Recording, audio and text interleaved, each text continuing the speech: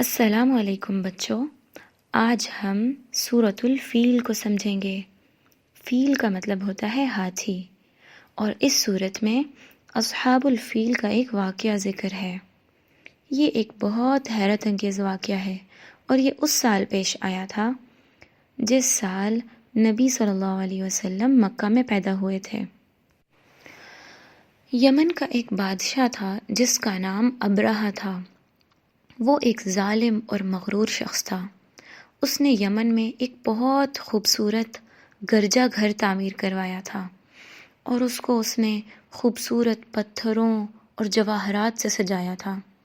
وہ چاہتا تھا کہ لوگ مکہ کے کعبہ کو چھوڑ کر اس کے گرجا گھر کی زیارت کریں، وہاں عبادت کریں اور اسی کو مقدس سمجھیں۔ لوگوں کو یہ بات بالکل پسند نہیں آئی، حالانکہ جو یمن میں رہنے والے عرب تھے وہ بھی زیادہ تر بت پرستی کرتے تھے، یعنی بتوں کی پوجا کرتے تھے، لیکن ان کے دل میں ابراہیم علیہ السلام اور کعبہ کی عقیدت ابھی بھی موجود تھی، اور وہ اسی کا حج کرتے، اور بہت سارے لوگ دور دراز سے مکہ کی طرف ہی رخ کرتے۔ ابرہہ کو یہ سب دیکھ کر بہت غصہ آتا، وہ حسد میں جلنے لگا۔ ایک رات کسی نے اس کے گرجا گھر کو نقصان پہنچانے کی کوشش کی۔ جیسے ہی ابرہہ کو یہ خبر پہنچی، وہ غصے سے بھڑک اٹھا۔ اس نے بدلہ لینے کا پکا ارادہ کر لیا، اور اس نے قسم اٹھا لی کہ وہ نعوذ باللہ کعبہ کو مٹی میں ملا دے گا۔ اس کام کے لیے اس نے ایک بڑی فوج تیار کی، جس میں بہت سارے سپاہی، گھوڑے اور سب سے بڑھ کر ہاتھی شامل تھے۔ ان ہاتھیوں میں ایک ہاتھی بہت خاص تھا جس کا نام محمود تھا۔ یہ عام ہاتھیوں سے کئی زیادہ بڑا اور دیکھنے میں خوفناک لگتا تھا۔ ابرہہ کو ایک اور بادشاہ نے بھی مزید ہاتھی دیے، اور یوں یہ ہاتھیوں کی ایک بہت بڑی فوج بن گئی جو کعبہ کو گرانے کے لیے تیار تھی۔ جب عربوں کو اس بات کا پتہ چلا تو وہ بہت پریشان ہوئے۔ ذو نفر نامی ایک بہادر یمنی عرب نے ہمت دکھائی اور ابرہہ کا راستہ روکنے کی کوشش کی، لیکن ابرہہ کی فوج بہت زیادہ طاقتور تھی۔ ذو نفر کی فوج نے عربوں کا اور کعبہ کا دفاع کیا، مگر وہ شکست کھا گیا، اور ابرہہ نے ذو نفر کو قیدی بنا لیا۔ مکہ کے لوگ یہ سب بے بسی سے دیکھ رہے تھے، ان کے دلوں میں بہت غم تھا۔ ابرہہ کی فوج آگے بڑھی تو ایک اور قبیلہ جس کے سردار نفیل بن حبیب تھے، اس نے ابرہہ کا مقابلہ کیا، لیکن اس لڑائی میں وہ بھی ہار گیا، اور ابرہہ نے نفیل بن حبیب کو بھی قید کر لیا۔ پھر ابرہہ کی فوج طائف کے قریب پہنچی۔ وہاں کے ایک قبیلہ ثقیف کے لوگ ابرہہ کے پاس آئے۔ وہ لوگ بھی بتوں کی پوجا کرتے تھے، اور ان کے لیے سب سے اہم چیز ان کا مندر جس میں ان کا بت لات رکھا ہوا تھا وہ تھا۔ تو انہوں نے کانپتی ہوئی آواز میں ابرہہ سے التجا کی، اے بادشاہ، ہم تم سے لڑنے نہیں آئے، ہم بس اتنا چاہتے ہیں کہ تم ہمارے مقدس بت لات کے مندر کو نقصان نہ پہنچانا۔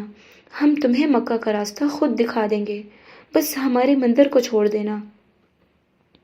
ابرہہ مسکرایا۔ یہی تو وہ چاہتا تھا کہ لوگ اس کے راستے میں رکاوٹ نہ ڈالیں بلکہ خود راستہ دیں۔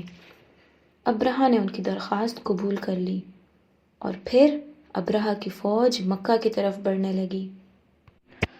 ابرہہ کی فوج مکہ کے قریب پہنچی تو ان کے سامنے ایک ہری بھری چراگاہ تھی جہاں قریش کے اونٹ اور دوسرے جانور چر رہے تھے۔ تو ابرہہ نے اپنے سپاہیوں کو حکم دیا، ان سب جانوروں کو قبضہ کر لو۔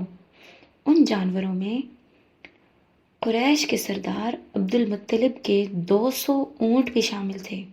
تو ابرہہ کے سپاہیوں نے ان 200 اونٹوں کو بھی قبضہ کر لیا۔ یہ وہی عبد المطلب ہیں جو ہمارے نبی حضرت محمد صلی اللہ علیہ وسلم کے دادا ہیں۔ پھر عبد المطلب ابرہہ کے پاس گئے تو ابرہہ نے عبد المطلب کو دیکھ کر حیران رہ گیا۔ عبد المطلب کی شخصیت بہت باعزت اور رعبدار تھی کہ ابرہہ فوراً اپنے تخت سے نیچے اتر آیا اور زمین پر آ کر ان کے برابر بیٹھ گیا اور عبد المطلب سے پوچھنے لگا، تمہیں کیا چاہیے؟ تم کیا چاہتے ہو؟ عبد المطلب نے جواب دیا، میرے 200 اونٹ جسے تمہارے سپاہی لے گئے ہیں وہ مجھے واپس کر دیے جائیں۔ ابرہہ یہ سن کر بہت حیران ہوا اور کہنے لگا، میں نے جب تمہیں دیکھا تھا تو تمہاری بہت عزت کی، مگر اب وہ سب ختم ہو گئی ہے۔ تم صرف اپنے اونٹوں کی فکر کر رہے ہو۔ میں تمہارے کعبہ کو گرانے آیا ہوں جو تمہارے دین کی علامت ہے، اور تمہیں اس کی ذرا بھی پرواہ نہیں۔ عبد المطلب نے بہت پرسکون آواز میں جواب دیا، میں اونٹوں کا مالک ہوں اور ان کی ذمہ داری میری ہے، لیکن اللہ کے گھر کا مالک وہ خود ہے، وہی اس کی حفاظت کرے گا۔ ابرہہ نے حقارت سے کہا، تمہارا خدا اسے مجھ سے نہیں بچا سکے گا۔ تو عبد المطلب نے پھر پرسکون لہجے میں جواب دیا، پھر جو تمہیں ٹھیک لگے وہ کر لو۔ عبد المطلب کو اپنے اونٹ واپس مل گئے اور انہوں نے قریش کے لوگوں کو جمع کر کے کہا، مکہ چھوڑ دو اور دور پہاڑوں پر چلے جاؤ، کہیں ایسا نہ ہو کہ ابرہہ کی فوج تم پر ظلم کرے۔ پھر عبد المطلب قریش کے کچھ سرداروں کے ساتھ کعبہ پہنچے۔ انہوں نے اللہ کے گھر کعبہ کی کنڈی کو ہاتھ میں پکڑ لیا اور اللہ سے دعا کرنے لگے۔ ان کی آواز کانپ رہی تھی اور آنکھوں میں آنسو تھے، اور وہ اللہ سے دعا کر رہے تھے، اے ہمارے رب، ہم میں طاقت نہیں کہ اس ظالم لشکر کا سامنا کر سکیں، یہ تیرا گھر ہے، تو ہی اس کی حفاظت فرما۔ عبد المطلب کو اس بات کا پورا یقین تھا کہ اللہ اپنے گھر کی حفاظت ضرور کریں گے۔ صبح ہوئی تو ابرہہ نے حملے کی تیاری کی۔ فوج تیار کھڑی تھی اور سب سے آگے ایک بڑا ہاتھی تھا، محمود۔ جیسے ہی اسے کعبے کی طرف بڑھنے کا حکم دیا گیا تو وہ ہاتھی وہیں بیٹھ گیا۔ سپاہیوں نے اس ہاتھی کو اٹھانے کی بہت کوشش کی۔ اس ہاتھی کو لوہے کی نیزیں ماری، سونڈ میں تیر مارے اور کلہاڑیوں سے اس کے سر پر ضربیں لگائیں، مگر وہ ہاتھی اپنی جگہ سے نہیں ہلا۔ پھر اس ہاتھی کو یمن کی طرف موڑا گیا تو وہ تیزی سے کھڑا ہو گیا، شام کی طرف موڑا تو وہ فوراً چلنے لگا۔ لیکن جیسے ہی وہ اس ہاتھی کو مکہ کی طرف گھماتے تھے تو وہ وہیں بیٹھ جاتا تھا۔ یہ اللہ کی قدرت کا ایک واضح نشان تھا۔ اللہ تعالیٰ نے قرآن میں بتایا، وَأَرْسَلَ عَلَيْهِمْ طَيْرًا أَبَابِيلَ، اللہ تعالیٰ نے ان پر پرندوں کے جھنڈ بھیجے۔ یہ عام پرندے نہیں تھے، ہر پرندے کے پنجے اور چونچ میں چھوٹے چھوٹے کنکر تھے۔ دیکھنے میں تو یہ کنکر بہت چھوٹے تھے، لیکن یہ جس پر بھی لگتے اس کے ساتھ برا معاملہ ہوتا۔ یہ کنکر سپاہیوں کے جسم سے ٹکراتے تو ان کے گوشت کو چیرتے ہوئے آر پار ہو جاتے۔ پورا لشکر افراتفری میں بھاگنے لگا۔ ہاتھی بدک گئے، سپاہی چیخیں مارنے لگے اور ہر طرف تباہی مچ گئی۔ ابرہہ خود بھی ان کنکریوں کے لپیٹ میں آ گیا، اور ان کنکریوں کی وجہ سے اس کے جسم پر ایسی بیماری آئی کہ اس کا گوشت گلنے لگا، اور جیسے ہی وہ یمن واپس پہنچا اس وقت تک اس کا جسم ٹکڑے ٹکڑے ہو چکا تھا اور وہ ایک انتہائی ذلت آمیز موت مرا۔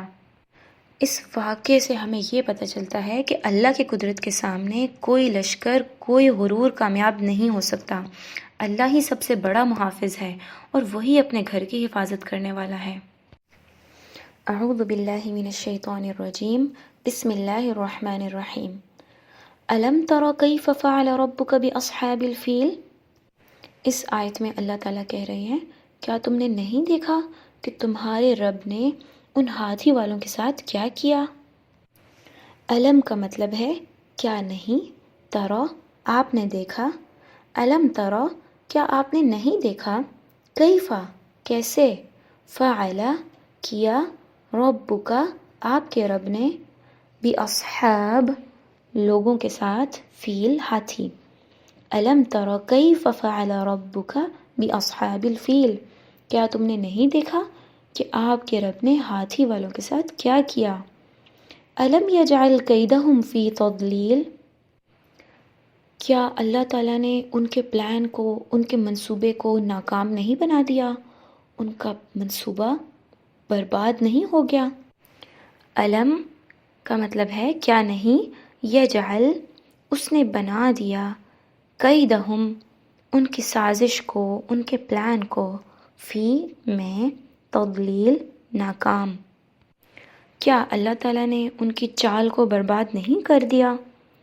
اب تو آپ کو یہ واقعہ سن کر پتہ چل گیا ہے نا کہ ابرہہ نے کتنا بڑا منصوبہ بنایا، کتنے سارے ہاتھیوں کو لے کر آیا، لیکن چھوٹے ابابیل جیسے پرندوں نے ان کو بالکل تباہ و برباد کر دیا۔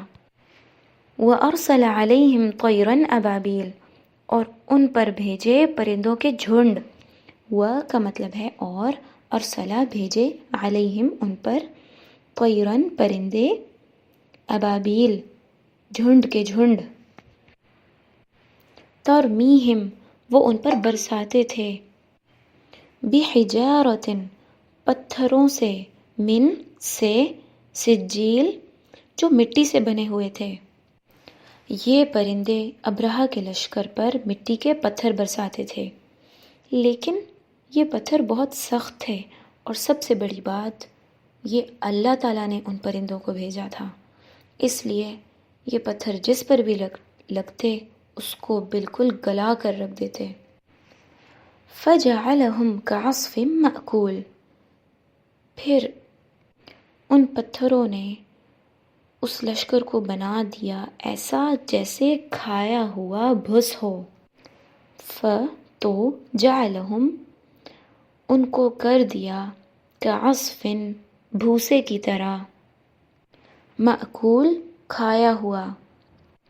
فجعلہم کعصف مأکول کا مطلب ہے کہ اللہ نے ابرہہ کے لشکر کو ایسا تباہ کر دیا کہ وہ ایسے لگ رہے تھے دیکھنے میں جیسے کھیت کا بھوسا جسے جانور کھا چکے ہوں۔ یہ تھی سورۃ الفیل جس میں اصحاب الفیل کا ذکر ہے، اور یہ واقعہ جس سال پیش آیا تھا اسے عام الفیل بھی کہتے ہیں، ہاتھیوں والا سال، اور اسی سال عام الفیل میں ہمارے نبی محمد صلی اللہ علیہ وسلم پیدا ہوئے تھے۔ اللہ حافظ۔